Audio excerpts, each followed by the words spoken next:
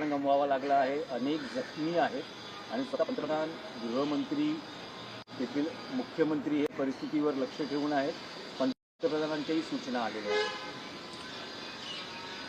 प्रयागराजला जे महाकुंभाचा सोहळा सुरू आहे त्याच्यामध्ये कोट्यावधी लोक कसे येत आहेत आणि त्या कोट्यावधी लोकांची आम्ही कशी व्यवस्था केलेली आहे, अशा प्रकारचं ज्याला मार्केटिंग म्हणतो, राजकीय मार्केटिंग, गेल्या काही काळापासून भाजपा आणि उत्तर प्रदेश सरकार करत होते. त्यात चुकीचं काही नाही. पण कुंभ हा मार्केटिंगचा विषय नाही. ज्याची श्रद्धा आहे, आस्था आहे, ते वर्षानुवर्ष कुंभला जातात. मग नाशिकचा कुंभ असेल, प्रयागराज असेल, कोट्यावधी लोकांचे आकडे रोज दिले जात आहेत. इतके कोटी आले, तितके कोटी आले. आज कल भी दिया, काल दिले होते. इतक्या कोटी लोकांना आम्ही पाहत होतो. सामान्य माणसाला 10-10 किलोमीटर, 15-15 किलोमीटर चालत जावं लागतंय आणि जनतेच्या प्रतिक्रिया सुद्धा ज्या आम्ही पाहत होतो आपल्या माध्यमातून, की तेथील व्यवस्थेवर लोक खुश नाही. शेवटी आज दुर्दैवानं चेंगराचेंगरी झाली, माणसं तुडवली गेली, शेकडो लोक जखमी आहेत आणि 10 पेक्षा जास्त श्रद्धाळूंना आपले प्राण गमवावे लागले कुंभमेळ्यात. स्वतः गृहमंत्री तिथे येऊन स्नान करून गेले. तेव्हा आम्ही लवाजमा पाहिला आणि सगळं तो काळ, संपूर्ण घाट आणि तो परिसर बंद करण्यात आला. म्हणजे त्या काळात लोकांची अव्यवस्था झाली. संरक्षण मंत्री आले तेव्हाही संपूर्ण घाट आणि प्रयागराज परिसर हा सील करण्यात आला. जेव्हा जेव्हा असे VIP जात आहेत त्या वेळेला साधारण 1 दिवस किंवा त्यापेक्षा जास्त काळ तो घाट आणि तो परिसर हा बंद केला जातो सामान्य श्रद्धाळूंसाठी. त्याचाही हा परिणाम असतो. लोक तेवढे बाहेर असतात, तुंबलेले असतात. या सगळ्याचा जर परिणाम पाहिला तर मी कसं सांगेन, उत्तर प्रदेशचे मुख्यमंत्री असतील किंवा त्या संदर्भात जे मंत्री असतील, त्यांनी मार्केटिंगवर लक्ष देण्यापेक्षा पक्षाच्या मतांच्या, हे जे श्रद्धाळू आहेत, लाखो श्रद्धाळू आहेत, त्यांची व्यवस्था, त्यांची सुरक्षा याकडे लक्ष देणं गरजेचं आहे. आज 10 पेक्षा जास्त श्रद्धाळूंचे प्राण गेले आणि त्यानंतर तातडीच्या बैठका सुरू झाल्या. प्रधानमंत्री लक्ष ठेवून आहेत म्हणजे काय आहेत, गृहमंत्री लक्ष ठेवून आहेत म्हणजे काय आहेत,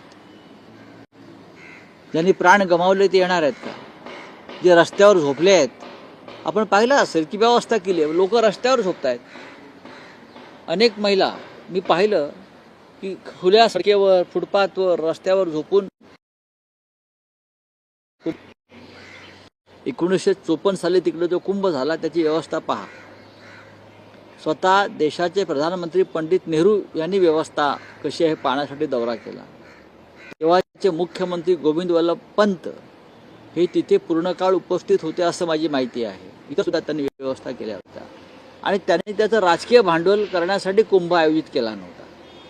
त्यांनी धर्मशास्त्र, बरं का, ह्यानुसार लोकांना सुविधा मिळाव्या त्यासाठी कुंभचं आयोजन व्यवस्थापन केलं. अखिलेश यादव असताना जो कुंभमेळा झाला त्याची व्यवस्था सगळ्यात उत्तम होती असं आज येणारे कुंभस्नानास येणारे सगळे आमचे श्रद्धाळू सांगतात की अखिलेश यादव असताना कुंभमेळ्याची व्यवस्था ही सर्वोत्तम होती. या सगळ्या व्यवस्थापन संकल्पनेत इतर पक्षाच्या लोकांनाही उत्तर प्रदेशमधला सहभागी करून घेतला असतं, त्यांचा अनुभवाचा फायदा करून घेतला असता तर ही वेळ आली नसती. पण श्रेयवाद, आम्हीच हिंदुत्ववादी, कुंभ आम्हीच करू शकतो, हा श्रेयवाद जो आहे, या श्रेयवादातून लोकांना प्राण गमवावे लागतात. इतक्या संख्येने म्हणजे कोट्यवधी भाविक तिकडे येणार हे पाहता असा अपघात होईल अशी शक्यता नक्कीच. किंवा अंदाज असतो. तर अशा वेळेस तुम्ही आज जो अपघात झालाय त्यासाठी स्थानिक राज्य सरकार आणि पर्यायाने केंद्र सरकार नाही, सगळेच जबाबदार आहेत. 10,000 कोटीपेक्षा जास्त बजेट यासाठी देण्यात आलं. 10,000 कोटीपेक्षा जास्त, 10,000 करोड्स, मोर दॅन 10,000 करोड्स तिथे खर्च करण्यात आला. त्यात ते 10,000 कोटी तिथे प्रत्यक्ष दिसत नाही आहेत. तुम्ही महाराष्ट्रामध्ये, मुंबईमध्ये कोविड काळामध्ये कोविड सेंटर असतील, खिचडी वाटप असेल, त्याच्यात प्रश्नचिन्ह उपस्थित केलं. पण कुंभमेळ्यामध्ये 10,000 कोटीच्या वर कुठे खर्च झाले, पैसे नक्की कुठे गेले? जर योग्य ठिकाणी पैसे खर्च झाले असतील तर आज हा एवढा मोठा अपघात का झाला, लोक का मेले, हा सदोष मनुष्यवधाचा गुन्हा कोणावर दाखल केला पाहिजे, यासाठी मुलुंडच्या पोपटलालनं जायला पाहिजे तिकडे प्रयागराजला आणि विचारायला पाहिजे प्रश्न. 10,000 कोटी रुपये कुठे गेले, कोणत्या गंगेच्या प्रवाहात वाहून गेले, लोक का मरण पावली, हा सदोष मनुष्यवधाचा गुन्हा कोणावर दाखल करावा, हा जरा आम्हाला उत्तर द्या ना. राऊतसाहेब, मुख्यमंत्री देवेंद्र फडणवीस आणि मंत्री धनंजय मुंडे हे आता 3 दिवस दिल्ली दौऱ्यावर आहेत. धनंजय मुंडे त्यांच्या खात्यासंदर्भातल्या बैठकासाठी आहेत, तर फडणवीस हे 3 दिवस दिल्ली निवडणुकीमध्ये प्रचारासाठी तिथे गेलेले आहेत. देवेंद्र फडणवीस हे महाराष्ट्र वारावर टाकून नेहमीच फिरत असतात. आधी डावसला होते, आता दिल्ली प्रचारासाठी गेलेत, उद्या अन्य कुठे जातील. आपण महाराष्ट्राची काही जबाबदारी आपल्या शिरावर पडलेली आहे हे त्यांनी लक्षात घेतलं पाहिजे. पण आता असं आहे की शेवटी ते स्टार प्रचारक आहेत. महाराष्ट्रात त्यांच्या पक्षाने जागा जिंकलेल्या आहेत, त्याचे श्रेय फडणवीसांना मिळत आहे आणि महाराष्ट्राचाच फॉर्म्युला दिल्लीत वापरला तर प्रचार न करताही भाजप जिंकेल. फडणवीसांना जायची गरज नाही. महाराष्ट्रातल्या विजयाचा फॉर्म्युला आणि पॅकेज जर त्यांनी दिल्लीमध्ये वापरायचं ठरवलं असेल तर प्रचार प्रचार करण्याची गरजच नाही, बूथवर जायची गरज नाही. पण दिल्ली हे लहान राज्य आहे, केंद्रशासित आहे, त्याच्यामुळे कदाचित ते दयाबुद्धीनं वेगळा विचार करू शकतात. मराठीत 1-2 प्रश्न. राऊतसाहेब, सत्ता स्थापन होऊन अजून 2 महिने उलटत नाही तोपर्यंत भाजपनं शिंदे शिवसेनेला घेरण्याची तयारी सुरू केली आहे. एकनाथ शिंदेच्या मतदारसंघात गणेश नाईक बैठक घेत आहेत. त्यांचं असं म्हणणं आहे की मी पालघर जिल्ह्याचा पालकमंत्री आहे, दर 1-2 महिन्यांनी इथे जनता दरबार लावणार आहे आणि ठाण्यामध्ये तर दर 3 महिन्यांनी लावणार आहे. नवी मुंबईमध्ये हा माझा मतदारसंघ आहे, इथेही मी जनता दरबार लावणार आहे. त्यात चुकीचं काय आहे? गणेश नाईक हे एकनाथ शिंदे यांना वरिष्ठ आहेत, सिनियर आहेत. शिवसेनेमध्ये असतानाही गणेश नाईक जेव्हा मंत्री होते शिवसेनेच्या मंत्रिमंडळात तेव्हा एकनाथ शिंदे कुठेच नव्हते. राजकीय दृष्ट्या ते आज गणेश नाईक कोणत्या पक्षात आहेत हे विषय सोडा, पण गणेश नाईक हे एकनाथ शिंदेना नक्कीच सिनियर आहेत, वरिष्ठ आहेत. त्याच्यामुळे त्यांचा अनुभव मोठा आहे, त्यांचा आवाका मोठा आहे आणि एक मंत्री म्हणून त्यांना तो अधिकार आहे आपापल्या मतदारसंघात जिल्ह्यामध्ये लोकांचे प्रश्न सोडवण्याचा. त्याच्यामध्ये मला काही चुकीचं असं वाटत नाही. एकनाथ शिंदेने फिरावं, नवी मुंबईत जावं, तेही मंत्री आहेत, तिथे महानगरपालिका आहे, पण ते रुसून बसलं असं कळलं मला.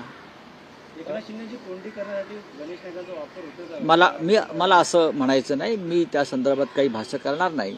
हा त्यांच्या पक्षाचा बघा, गणेश नाईक हे त्यांच्या पक्षाचे नेते आहेत, भारतीय जनता पक्षाचे नेते आहेत.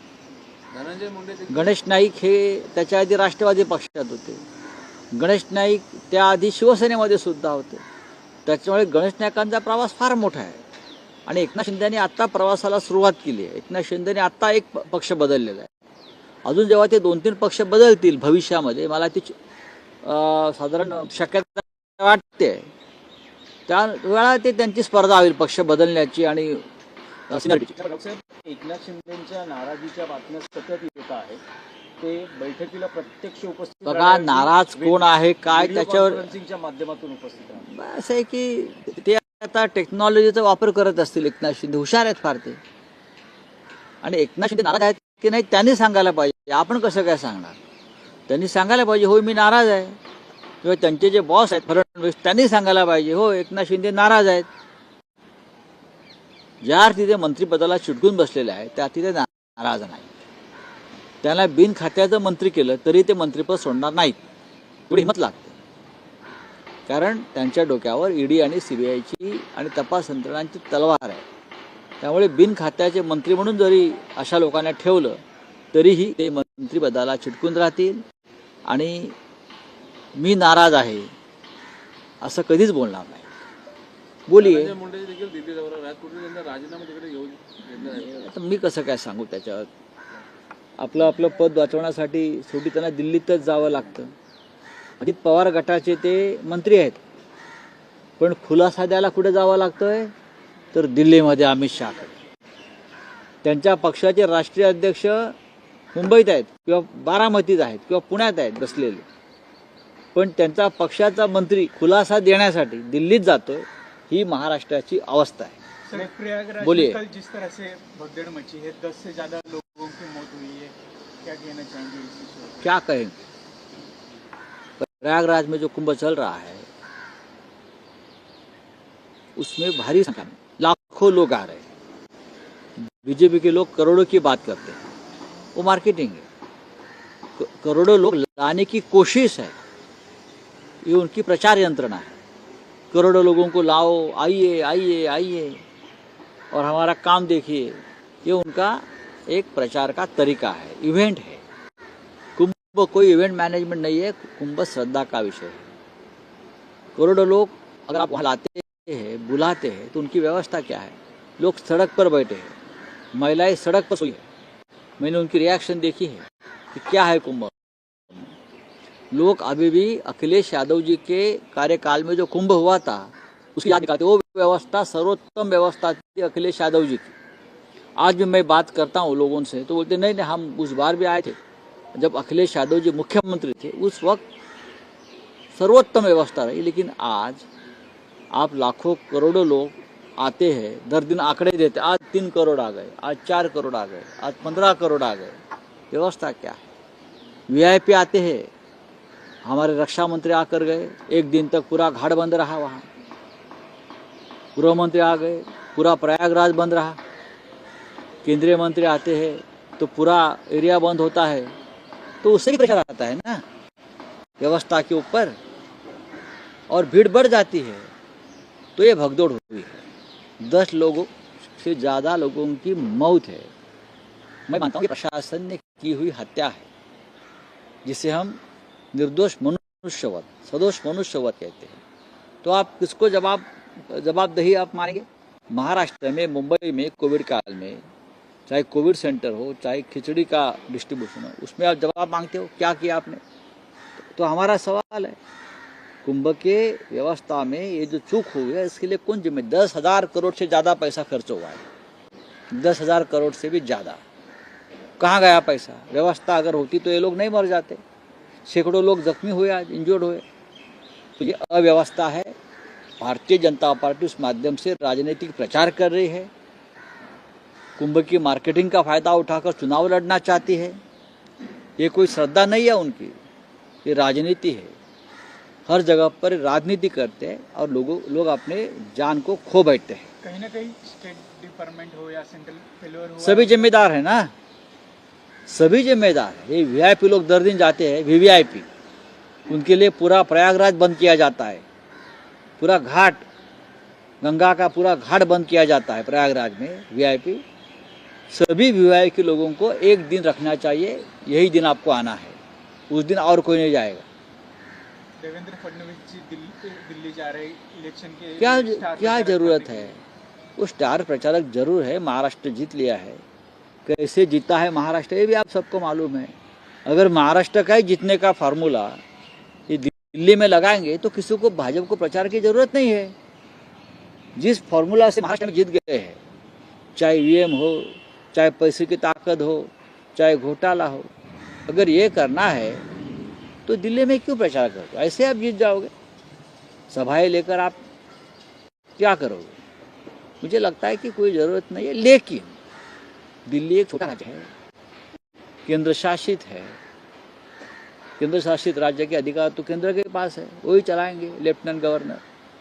तो अगर फिर, इसलिए मुझे पूरा विश्वास है ये लोग केजरीवाल जी को जिता देंगे। चलो सर, एक मराठीत प्रश्न आहे जान को की धोखा है किसका? ईशान सिद्दीकी ने कहा है उनकी जान को धोखा है। जो एफआईआर में नाम लिखे थे वो मुंबई पुलिस ने लिखे नहीं है, बिल्डर के प्रेशर में आकर वो गलत जानकारी दे रहे हैं। देखिए, अब मुंबई पुलिस सक्षम है, देवेंद्र फडणवीस मुख्यमंत्री है और जिशान के जो बॉस है वो अजित पवार सरकार में है। फिर खतरा कैसा है? जाइए सरकार के पास और बैठिए सरकार के सामने। राऊत साहेब, एक मराठीत प्रश्न आहे की अजित पवार असं म्हणतात की बीड प्रकरणाशी संबंध नसताना मुंडेंचा राजीनामा कसा घेणार, असं त्यांचं म्हणणं हे आहे। अजित तर पवार- धनंजय मुंडे असं म्हणतात की दादांनी आदेश दिला तर आपण राजीनामा द्या। असं आहे की ही मिलीभगत आहे, कोणाचा काय संबंध आहे हे अजित पवार नाही सांगत, न्यायालय आणि पोलीस सांगतील। याचा अर्थ तुम्ही पोलिसांवर दबाव आणताय, तुम्ही एखाद्याला क्लीन चिट देताय ज्याच्या विरुद्ध रोष आहे। याचा अर्थ अजित पवार ज्या प्रकारची भाषा वापरतायत याचा अर्थ असा आहे की तुम्ही अप्रत्यक्षपणे न्याय व्यवस्था, पोलिसांवर आणि जे या प्रकरणात न्याय मिळावा म्हणून लढतायत त्यांच्यावर दबाव आणताय।